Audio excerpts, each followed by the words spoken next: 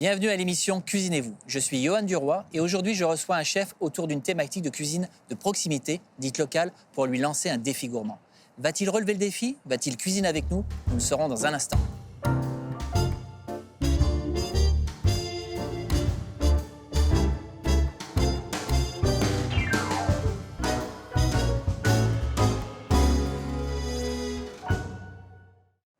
Le concept de l'émission est simple. Un chef, un défi, un fil conducteur, les produits d'ici. Chaque chef pourra utiliser un garde-manger exclusivement québécois composé de 60% de produits de Lanaudière, 30% de produits du Québec et un 10% de produits hors Québec. Donc chaque fois que c'est possible, il devra utiliser des produits de chez nous ou trouver des alternatives locales. Et ça commence tout de suite. Retrouvons notre chef du jour. Johan van der Berg a une carrière déjà bien remplie où se mêlent rigueur et excellence. Son parcours l'a amené à travailler dans de prestigieuses maisons étoilées en Europe avant de s'installer à Montréal et d'officier dans certaines des meilleures tables du pays. L'idée d'ouvrir son propre établissement, Les Mômes, l'a conduit à participer récemment à l'émission Le Restaurant. Ce qu'il aime, c'est ramener le client en enfance en lui proposant une cuisine de saison avec une touche régressive axée sur les produits québécois. Salut Johan, ça va bien? Ça va en forme? Oui, merci. Bienvenue dans la Lanaudière. Ouais, merci, c'est vraiment beau. Dis-moi, Johan, l'achat local, ça représente quoi pour toi? Achat local, ça me tient à cœur. Écoute, j'ai grandi dans le sud de la France, au milieu des champs et des jardins. On cultive nos tomates, nos concombres. Pour moi, c'est partie de mon héritage personnel. Alors maintenant, en tant qu'aujourd'hui chef au cœur du Québec, je me dois de retransmettre le terroir québécois dans mes assiettes pour les clients. Tu sais pourquoi je t'ai fait venir ici? J'ai une petite idée, Oui, j'ai envie de te proposer un défi. Es-tu partant? toujours. J'ai envie que tu réalises un menu pour 4 personnes, entrée, plat de résistance et accompagnement et dessert. Cool. Attends, on va compliquer ça un petit peu. OK. D'abord, je vais t'imposer une thématique. OK. La cuisine de proximité dite locale. Ça te parle? Ça me parle. Donc à on est fond. d'accord. Et je vais t'imposer un produit, le porc du Québec.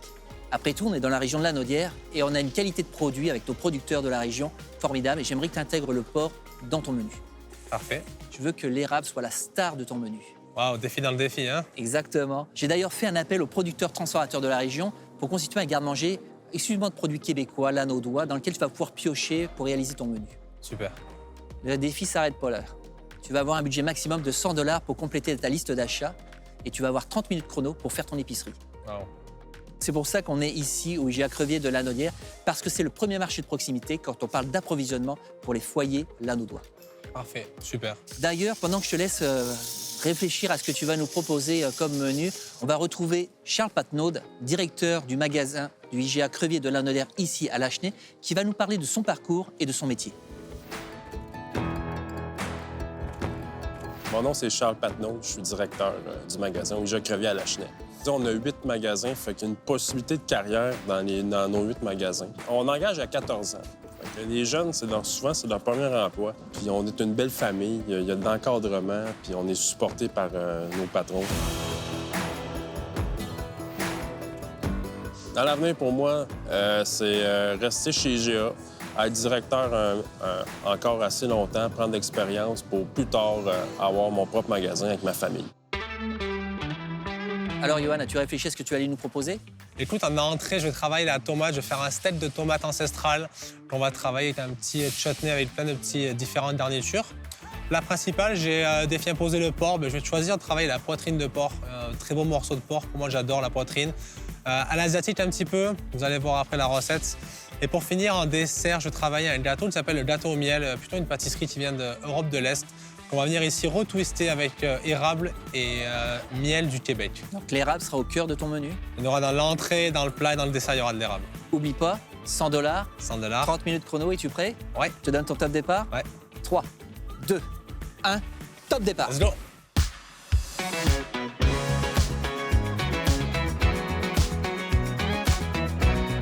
OK, on va commencer. Les tomates. Ici, on a des belles tomates ancestrales. Là.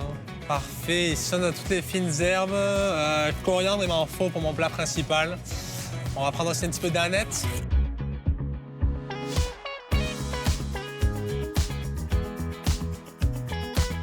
J'espère que notre chef se débrouille bien. Allons jeter un œil discrètement. Et on va aller avec le bok choy ici.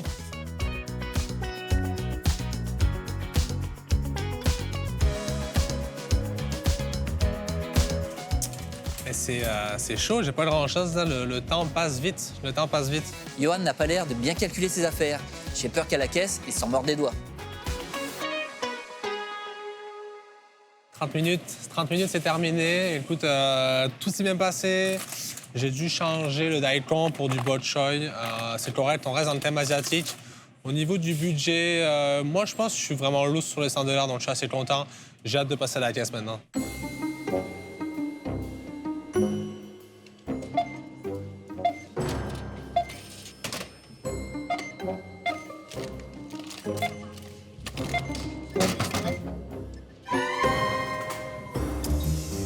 Wow, c'est plus haut que prévu, là. Attention, 118. Va falloir enlever des affaires, là. Il fallait s'en douter, il a explosé le budget. Il va avoir des choix à faire. OK, alors on va enlever, s'il te plaît, une bière des Mille-Îles. Et puis on va enlever aussi la sauce soja, s'il te plaît. Voilà notre ami qui revient. Alors, comment ça a été? Écoute, ça a été. Ouais, t'as aimé Ouais. ça? Ouais, j'ai aimé ça. Écoute, j'ai trouvé pas mal de choses. Je suis assez content pour ma recette.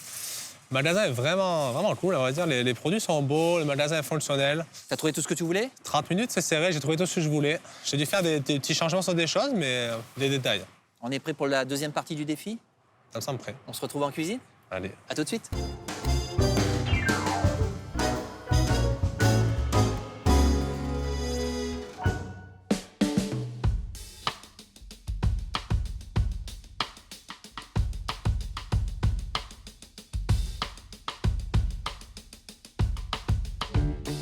Donc là, tu as des produits de l'érable, tu as bien sûr le sirop d'érable, tu as du sucre d'érable, tu as du pain aussi d'érable que tu vas utiliser dans le menu que tu vas nous proposer, la sucrerie des aïeux. Tu vas commencer par quelle recette? Je vais commencer par la recette du porc. Ok. Le flan de porc qu'on va commencer aujourd'hui avec le sucre à l'érable. On va ensuite passer sur le dessert et on finira par l'entrée.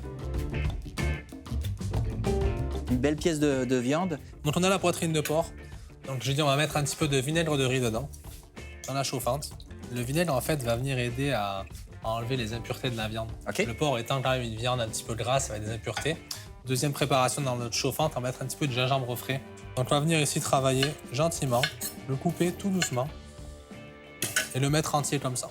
Une fois notre gingembre, notre eau et notre vinaigre de riz dans la chauffante, je vais venir donc récupérer ma poitrine de porc que je viens immerger à l'intérieur de la chauffante. Combien de temps tu vas laisser ça dans ta chauffante? On va le cuire pour 15 minutes. Ok, parfait. 15 minutes. Donc pendant ce temps, on va s'occuper des légumes. Parfait. Bon, bah, je te laisse aller. Parfait. Donc on commence par éplucher notre daikon. Oui. Et l'astuce aujourd'hui, c'est de le cuire avec du riz. À travers de l'eau et du daikon, on va récupérer toute l'amertume, le goût de l'amertume. Je commence tout simplement par enlever ici mon morceau de daikon et puis on va venir tailler des tronçons. Donc, tu as taillé ça vraiment, c'est les gros morceaux. Hein. On veut garder ça des gros morceaux parce que plus c'est taillé fin, plus ça va cuire vite. Ça risque aussi de prendre le goût de l'eau. Donc là, on va venir le cuire dans une eau bouillante avec du riz et un petit peu de sel. Ok, c'est parti. Et puis on y va avec le daikon ici. On va juste déposer au fond. Et puis là, on va y aller pour environ 20 minutes de cuisson. Parfait. Donc, on y va avec les légumes, c'est ça? On enchaîne ici avec donc, notre bok choy et les shiitake. Parfait. Donc shiitake, ici, tu veux m'aider un petit peu, Johan? C'est ton défi. Hein. Ok, c'est vrai, t'as raison. T'as raison. Ici, on a des beaux shiitake du Québec. Ouais. Moi, ce que j'aime enlever un petit peu le pied. Parce que je trouve des fois, après cuisson, ça devient vite dur, un petit peu désagréable. Donc le bok choy, tout simple. Je vais juste le tailler en deux, dans le sens de la longueur. Il y a une notion très importante en cuisine que je valorise beaucoup, c'est la synergie des produits. Donc ici, l'idée, c'est de venir cuire les shiitake avec le bok choy, afin de donner, à vrai dire, un goût un petit peu shiitake à ce bok choy. Génial. Donner un lien à l'assiette. Ben, allons-y. On va juste gentiment faire revenir nos champignons. Je vais venir déposer mes quartiers de bok choy. Huile de canola vient rôtir les shiitake. Donc en venant déposer les bok choy dans l'huile de canola qui aura un petit peu le goût de shiitake, on va aussi développer ces saveurs un petit peu. Ta touche asiatique, en fait. Exact. Donc là tu vois, on en a une belle coloration ici du bok choy. C'est appétissant au visuel et puis l'odeur qui est bien dans mes narines, j'adore ça. Ça sent bon. Ah oui.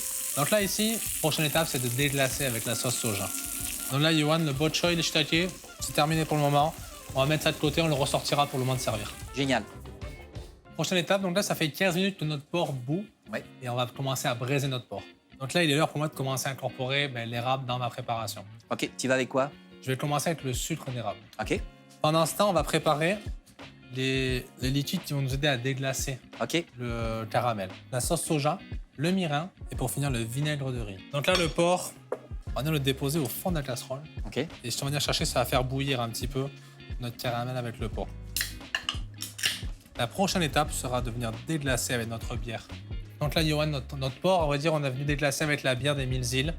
La prochaine étape ici, c'est de venir couvrir la préparation avec notre couvercle et de venir ensuite le mettre au four. On va l'oublier pendant 2 heures à environ 180 degrés Celsius. Pendant que ça cuit, on va travailler maintenant la dernière préparation de notre plat, les oignons verts. On va venir les badigeonner un petit peu d'huile et on va venir les brûler. Tu m'as dit brûler, je t'ai amené une torche. C'est parfait, ça va être utile. Donc là, ici, prochaine étape, on va réaliser le chutney. Puis là, je vais tout simplement venir avec mon couteau, le trancher le plus finement possible, OK. le hacher, on pourrait dire. Et pour le chutney, la dernière étape, c'est notre coriandre. Coriandre fraîche, donc. Donc là, Johan, on va mélanger ça. Et puis, je te laisse deviner quel ingrédient on va rajouter à tout ça. J'ai comme l'idée qu'il va y avoir de l'érable. Érable, oui. Et notre marqueur aussi dans tout le plat qu'on va avoir, Du soja. du soja, exactement. Donc un peu de sucre d'érable, c'est ça? Un peu de sucre d'érable, exactement. C'est le thème de la journée, hein. On va en mettre. Et un petit peu de sauce soja. Je dirais une petite cuillère à café. On va mélanger maintenant. Donc tout est prêt. La prochaine étape, on continue sur quel plat? On continue sur le dessert après. Dans le dessert, on va faire aujourd'hui un dessert un petit peu inspiré des pays de l'Est. Le gâteau au miel. On commence ici tout simplement le crumble avec notre farine de sarrasin. Donc ici, les patates. J'ai le sucre blanc avec le sucre d'érable. OK. Encore une fois, ça va donner un côté un peu plus torréfié, le sucre d'érable étant un peu plus cuit. Donc là, j'y vais avec le beurre doux, beurre tempéré. Donc là, ça veut dire tempéré. Il est malléable à la main, on peut voir. Il n'est pas dur, il sort pas du frigo. Donc là, le sel est mis. On y va maintenant avec les mains, hein. Donc là, ici, très important, c'est de venir en fait travailler le tout avec le bout des doigts. On veut créer un effet sablé. Donc là, notre pâte à crumble est prête. Donc là, on y va tout simplement. On va venir poser notre crumble sur notre plaque de cuisson avec le papier parchemin. Prochaine préparation ici, la crème sûre au miel et érable. Besoin de ça pour ça, on va avoir besoin pour la recette de crème sûre. Oui. Ici, on a une crème sûre à 15% de matière grasse, crème liquide à fouetter, 35%, le miel, l'érable. On va commencer tout d'abord par prendre une casserole Oui. et faire chauffer le miel avec l'érable ensemble OK. pour avoir une température d'environ 60 degrés Celsius. Et on va venir prendre un cul de poule en arrière, on va venir monter tout ça au batteur.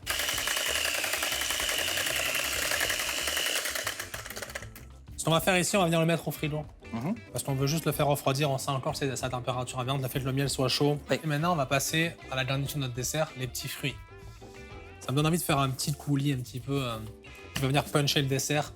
J'ai utilisé du sirop d'érable et je vais utiliser à vrai dire ton sirop de cassis. Alors ici, on a une belle sélection de petits fruits du Québec. Domaine de la Groseille et puis Cambrise et compagnie. Donc tu as de la gadelle, tu as du cassis, tu as de la groseille, de la Cambrise et puis des bleuets aussi du Québec. Donc là, on a notre poêle avec nos petits fruits. On va y aller avec le sirop de cassis. Belle quantité de sirop de cassis. Un petit peu de sirop d'érable, c'est le thème aujourd'hui. Ouais. On en met partout. Puis là, on va y aller donc à feu moyen. Okay. On ne veut pas l'adresser non plus.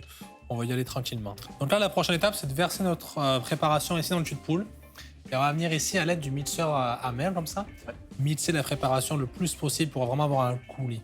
Donc là, tu as fait tous tes éléments. Il n'y a plus qu'à assembler en fin de compte. Nettoyer, assembler et on passe à la prochaine étape. La prochaine étape, c'est L'entrée, le steak de tomate. tête de tomate. On y va, c'est parti. Donc, qu'est-ce que ça veut dire monter les tomates? Donc, on va commencer par en fait enlever ici le pédoncule, faire une incision ici en X à la base. Et l'étape de monder consiste à plonger les tomates dans l'eau bouillante pendant environ 30 secondes à une minute et ensuite les refroidir dans un cul de poule avec de l'eau froide ou glacée si on a. Donc là, Johan, on a procédé à l'opération de monder les tomates. Donc, on les a plongées dans l'eau bouillante, glacées. Maintenant, on va venir enlever la peau, tout simplement. J'ai juste à venir tirer, à vrai dire, tout doucement avec mon petit couteau. Et la peau s'enlève facilement. Donc là, on va préparer nos steaks de tomates et notre sauce maintenant. Donc, je vais prendre une assiette, s'il te plaît, avec un cul de poule. Donc pour notre sauce, on va garder les pots de tomates. Je vais venir tailler en deux ici au milieu. On y va, on n'hésite pas à y aller. Le sel et la tomate sont de très très bons amis. Poivre du moulin, c'est meilleur, hein. Donc là, ici, Ouais. nos steaks de tomates reposent, ils vont s'assaisonner gentiment. C'est parfait. On va maintenant travailler sur notre sauce. Je suis venu ici récupérer du vinaigre de Xérès. OK. Donc le vinaigre vieilli un petit peu qui vient d'Espagne. On va venir le mélanger. Et une fois que ça sera bien mélangé, on va venir le mixer dans le mixeur blender. On va le passer pour avoir un consommé vraiment clair, lisse, limpide, sans morceaux. Donc là, ça on met de côté. On peut le laisser ici à température ambiante. Donc là, nos condiments, on va avoir besoin d'ailleurs du réfort ici, une belle racine de réfort. Échalote française, un petit peu de gingembre. Gingembre, tomate, ça marche vraiment bien. Ainsi que les herbes ici présentes, aneth, persil et coriandre. Parfait, ça. Donc on va commencer par l'échalote. On va faire ensuite le gingembre. On va venir rajouter avec notre échalote. Parfait. Ensuite, j'ai eu droit à un joli produit de ta part, à 2 produits, à vrai dire. Le premier, c'est l'ail noir. Oui. Bullseye, dans la région. Ça marche avec pas mal de légumes. Ça y donne un petit côté sucré, presque Si. caramélisé, tu sais. On va venir chercher une petite gousse, là, si on peut. Si j'en ai une petite qui se... On va utiliser la moitié de ça. On va commencer à mélanger déjà. Donc là, on voit le gingembre, l'ail noir, l'échalote. Donc là, les herbes, j'y vais. J'ai aneth, persil, coriandre. Puis on va tout tailler ensemble. Donc là, on a notre échalote, Oui. notre gingembre, notre ail noir, des fines herbes. Maintenant, il nous reste 2 ingrédients à rajouter, le réfort ouais. et notre pain d'érable. Je vais venir mettre un petit peu d'huile d'olive, un petit peu de jus de citron, Parfait. et après, on va assaisonner ça avec un petit peu de sel et on va venir goûter. Partant pour goûter, tu le sais. Puis on le dit en cuisine, il faut goûter, c'est à chaque étape C'est vrai. pour rectifier l'assaisonnement.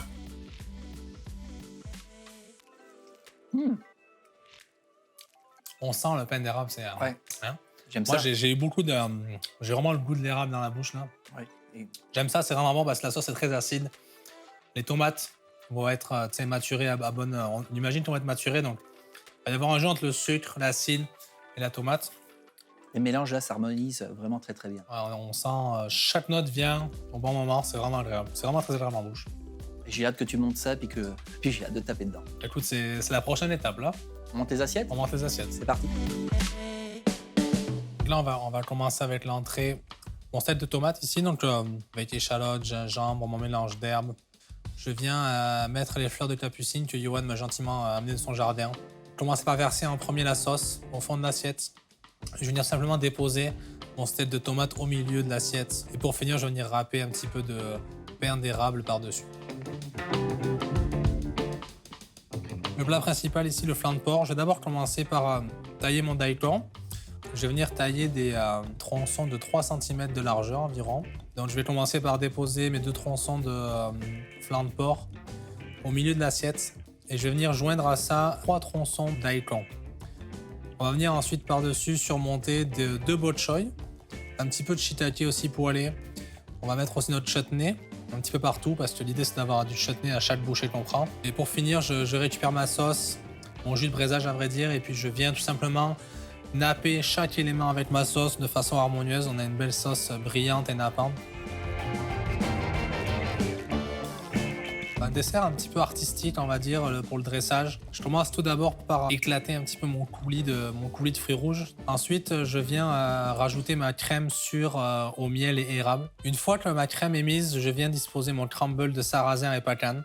Et puis en finition, pour apporter un petit peu de fraîcheur au plat, je viens disposer des petites touches de menthe, juste pour fraîche, apporter à la dernière seconde un instant de fraîcheur dans la bouche et puis raviver un petit peu le palais. Un grand merci aux producteurs et productrices acéricoles de Lanaudière qui nous ont permis d'intégrer un sucre naturel bien de chez nous pour les recettes, grâce au sirop d'érable et aux produits dérivés de l'érable. Aujourd'hui, la star du menu, c'est l'érable, grâce à la sucrerie des aïeux.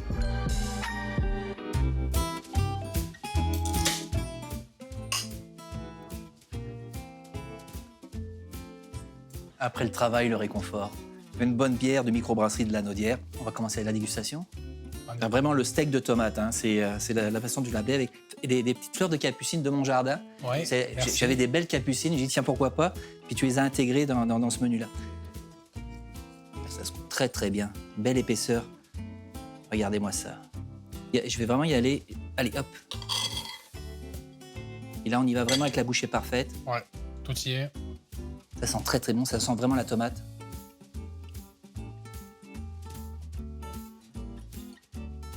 Oh, c'est savoureux. C'est vraiment savoureux. Le sucré, la sucrosité de l'érable, la fraîcheur des herbes. J'adore ça. Ouais. Pour moi, c'est une entrée gagnante, pleine de fraîcheur. Quand il fait chaud, tu dégustes ça, tu te régales. C'est ça, c'est l'idée un petit peu, c'est avant de commencer peut-être l'idée du menu d'avoir un porc un peu plus gras, cochon, un petit peu d'avoir une entrée très en fraîcheur qui met en appétit, presque qui fait saliver un petit peu. Ça stimule les papilles, puis en même temps, tu es moins coupable pour le porc. C'est ça, c'est l'idée. On y va avec le plat de résistance. Poitrine de porc. Ouais, le flanc du porc, regardez-moi la belle.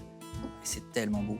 Là aussi, ça va être difficile de faire une bouchée parfaite. Le daikon, je vais couper, puis j'essaie de faire la bouchée parfaite. Ouais, c'est ça, l'idée, c'est de venir aussi chercher un petit peu, goûter chaque garniture. On a parlé un petit peu de synergie avant avec le bok choy, le shiitake, le daikon a été cuit un petit peu dedans, donc... Flanc de porc, là, superbe. Puis il y a la sauce qui a l'air La sauce. fabuleuse, sirupeuse à souhait. Ça. Ça sent très très bon.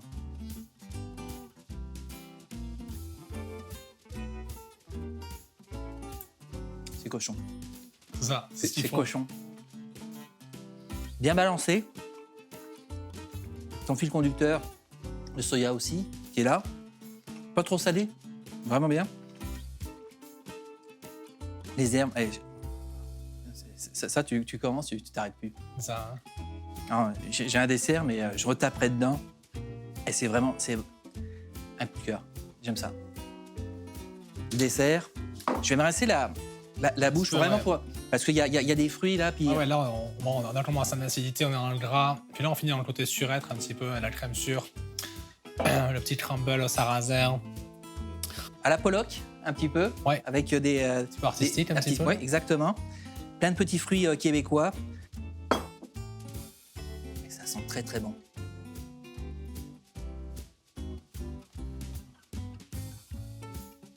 C'est extrêmement bon.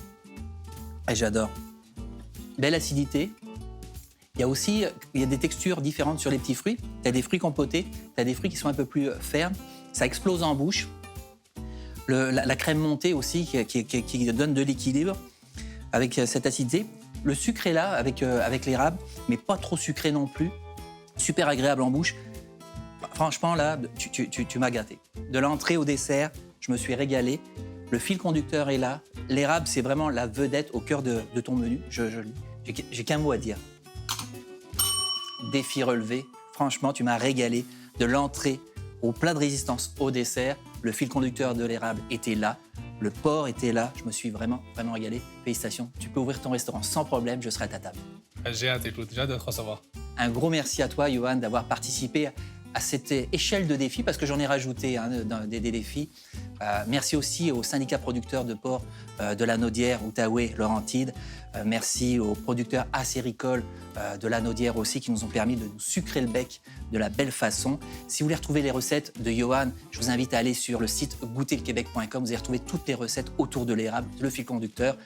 Encore une fois, une très belle saison, des beaux défis, des chefs merveilleux qui ont su mettre les produits lanaudois et les produits du Québec en valeur à travers le menu, à travers les recettes qu'ils nous ont présentées. Je vous invite à goûter le Québec avec moi.